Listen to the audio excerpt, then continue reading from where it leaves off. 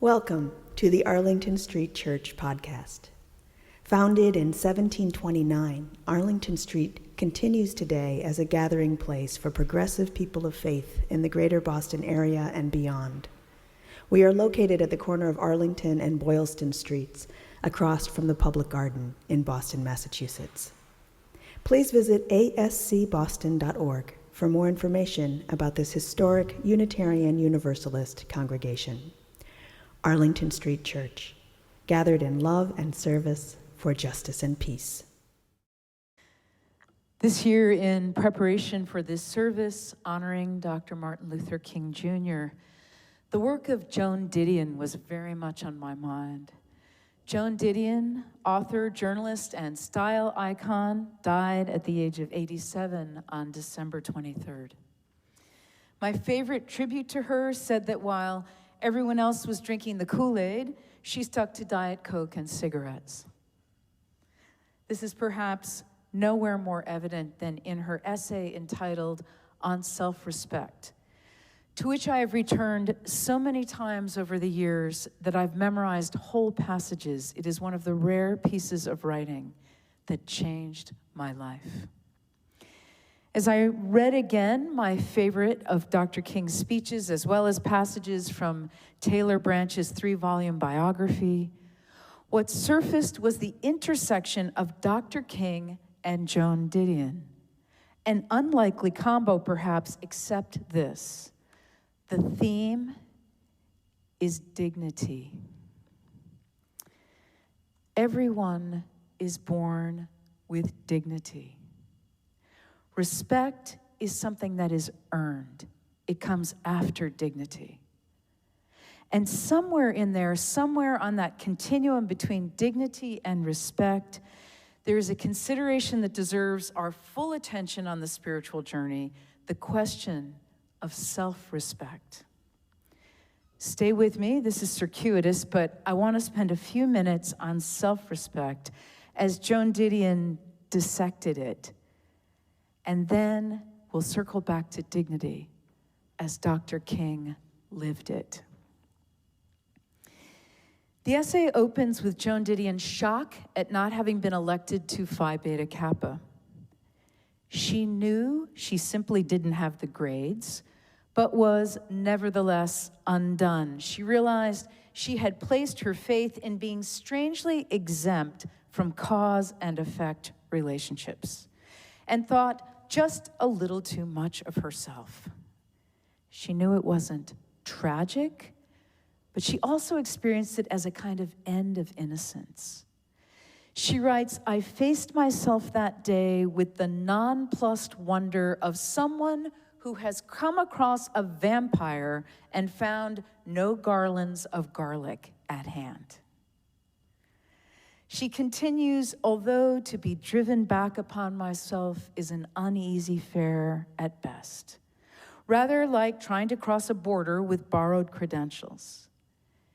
It seems to me now the one condition necessary to the beginnings of real self-respect." She is speaking of the challenge of looking in the mirror and not looking away, of facing not the ways we deceive others, but the ways we deceive ourselves. She writes, "The charms that work on others count for nothing in that devastatingly well-lit back alley where one keeps assignations with oneself. No winning smiles will do here, no prettily drawn lifts of good intentions. One shuffles flashily, but in vain through one's marked cards, the kindness done for the wrong reason, the apparent triumph which had involved no real effort, the seemingly heroic act into which one had been shamed. The dismal fact is that self-respect has nothing to do with the approval of others, who are, after all, deceived easily enough, has nothing to do with reputation, which, as Rhett Butler told Scarlett O'Hara, is something that people with courage can do without. You hear the ways in which Joan Didion takes no prisoners. She is talking about herself. and she is bearing your soul. Perhaps, like some of you, the moment I first took a good, hard look in the mirror was in relationship to addiction. Specifically, I was in love with an active addict.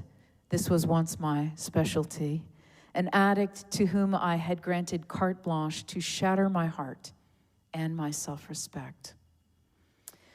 One night, and this is years before I made my spiritual home on the corner of Arlington and Boylston Streets, I waited for her here, just kitty corner to the church, to meet me for dinner. She never appeared. I was afraid to leave, afraid I'd miss her, afraid but unable to face what it meant that she was off drinking and drugging somewhere, choosing drinking over me, loving drugs more than me. Sometime around midnight, when the last bus pulled up, in those days there was a bus station 1 block over on St. James Ave, I forced myself to get on rather than walk the 5.5 miles to our apartment in Somerville. And there on the bus was my friend Ian Douglas, with whom I had gone to college and then to divinity school. Years later, to no one's surprise, Ian became the Episcopal bishop in Connecticut. I sat down where he patted the empty seat next to him, explaining I'd been waiting for someone who never came. He looked at me and said very simply, "It's important to try to love ourselves too." Not too long afterwards, I awakened in the middle of the night to men's voices in the front hall just outside the door of my apartment, and unmistakably heard my girlfriend's voice too. They were making a drug deal. I slipped out of bed, climbed out the kitchen window, and finally left for good. Maybe your moment was less dramatic. I hope so. But I also hope you do have a moment or moments in which your life comes into focus, when you see clearly that you need to change direction before you end up where you're headed. Joan Didion concludes, "To live without self-respect is to lie awake some night, beyond the reach of warm milk, phenobarbital, and the sleeping hand on the coverlet, counting up the sins of commission and omission, the trusts betrayed, the promises subtly broken, the gifts irrevocably wasted through sloth or cowardice or carelessness. However long we postpone it, we eventually lie down in that notoriously uncomfortable bed, the one we make ourselves. Whether or not we sleep in it depends on whether or not we respect ourselves." I'm going to circle back to dignity now. Dignity, that which precedes respect and self-respect, but on which they are founded. Dignity, that unearned quality inherent in each and every one of us. Dr. King said, "I have the audacity to believe that peoples everywhere can have 3 meals a day for their bodies, education and culture for their minds, and dignity, equality, and freedom for their spirits. There is nothing more majestic than the determined courage of individuals to suffer and sacrifice for their freedom and dignity." Dr. King spoke about the importance of both discipline and dignity in protesting, what he called painstaking excellence, which would exclude all violence on the part of the protester. Courage and love, he said, would inject new meaning and dignity into the veins of civilization. My friend, Dr. Donna Hicks, author of Dignity, specializes in conflict resolution and worked extensively with Archbishop Desmond Tutu of blessed memory. meeting with people from both sides of a conflict, people who were at war with each other, who had literally tried to murder each other. Donna saw firsthand the destruction done when we disregard one another's dignity. The desire for dignity is universal and powerful, she writes. It is a motivating force behind all human interaction.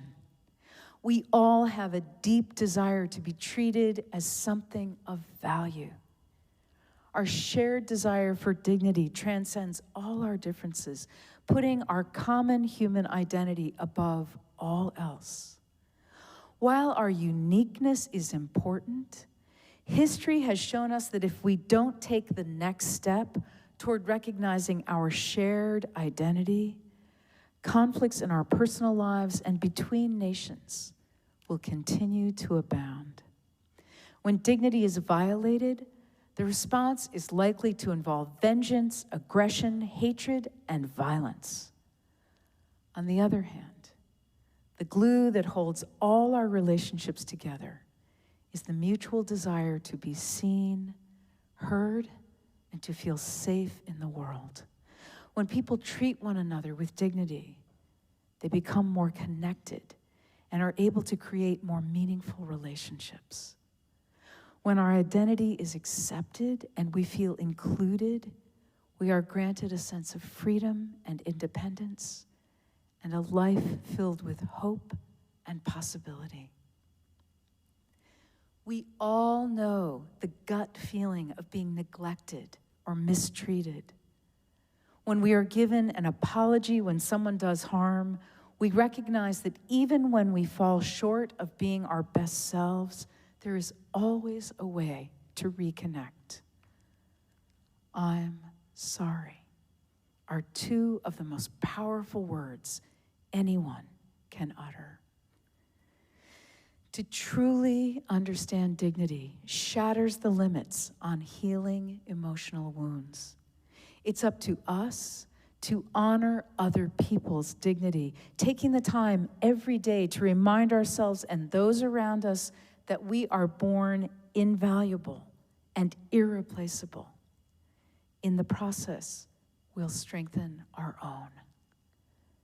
Donna Hicks concludes, understanding dignity has the potential to change the world. Those who came with bludgeons, fire hoses, and dogs knew nothing of dignity.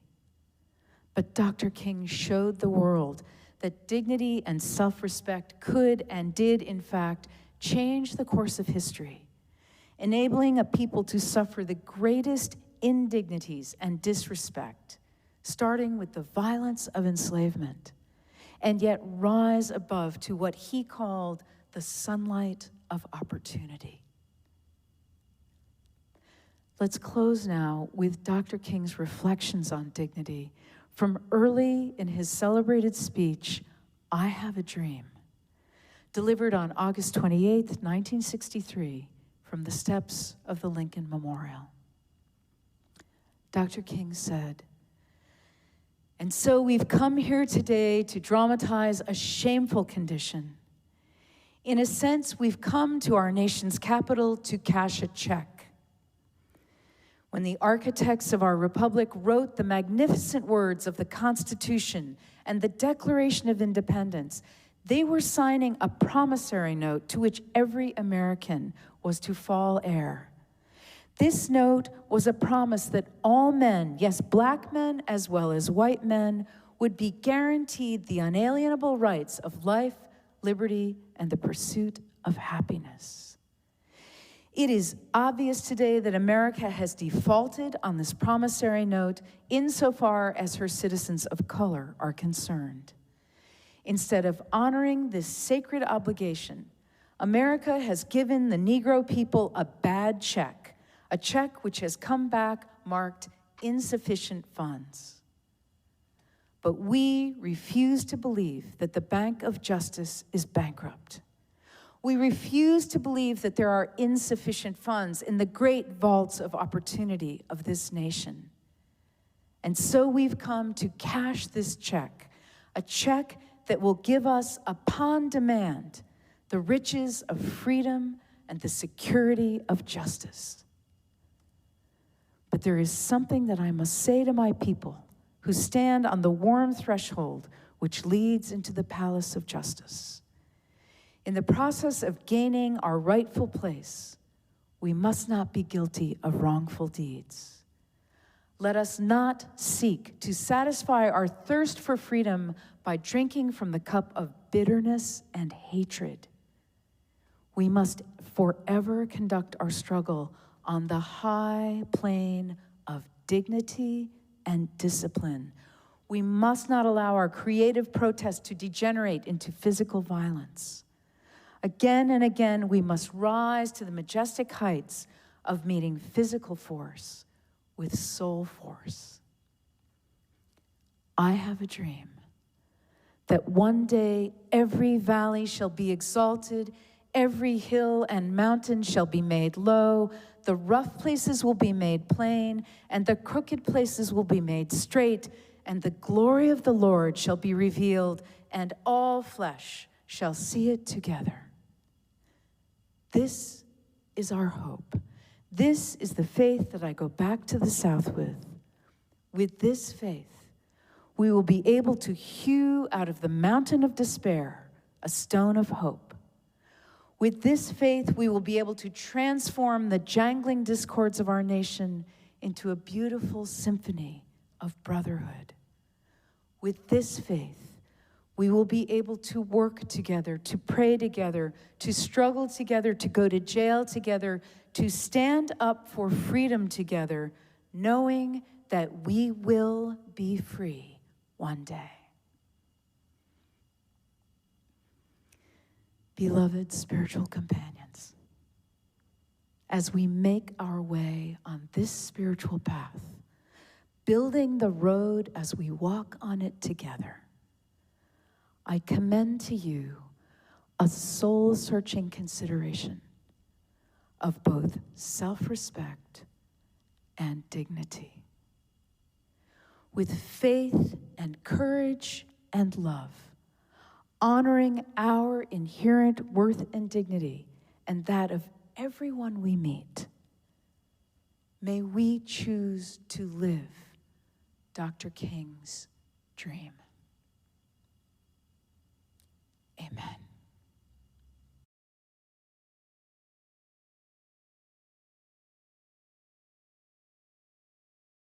Dr. Howard Thurman was considered one of the greatest African-American preachers of his time. At Morehouse College, he had been a friend of Daddy King, and when he became Dean of Theology and the Chapels at Boston University, he became a mentor to his former classmate's son. The benediction is adapted from his words. I invite you to put your hands over your hearts in namaste. I bow to the divine in you. Let the bells be silenced. Let cheer be muted. Violence stalks the land. But hush, soaring above the cry of the dying, listen to the long stillness. New life is stirring. New dreams are on the wing. New hopes are being readied. Humanity is fashioning a new heart. Humanity is forging a new mind. The holy is at work. Let us keep this faith, beloveds, and pass it on. The service begins when the service ends. Bless your hearts. I love you. Amen.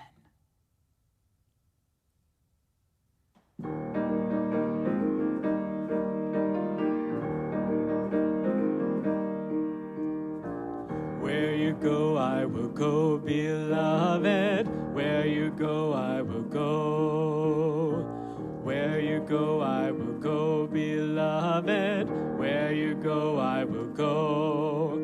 For your people are my people. Your people are mine. Your people are my people. Your divine, my divine. Where go, I will go, beloved. Where you go, I will go. Where you go, I will go, beloved. Where you go, I will go. For your people are my people. Your people are mine.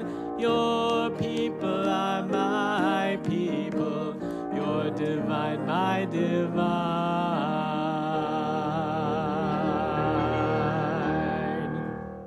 Please visit ascboston.org for more information about this historic Unitarian Universalist congregation. Arlington Street Church, gathered in love and service for justice and peace.